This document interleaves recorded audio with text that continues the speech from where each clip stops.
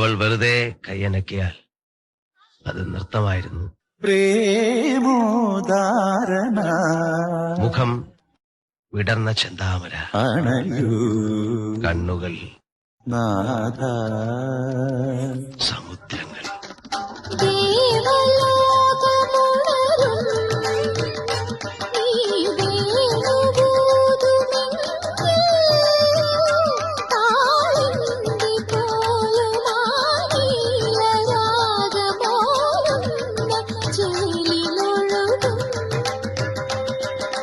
ഗോപവൃന്ദങ്ങൾ നടനമാടും ശ്യാമതീരങ്ങളിൽ, ഗോപവൃന്ദങ്ങൾ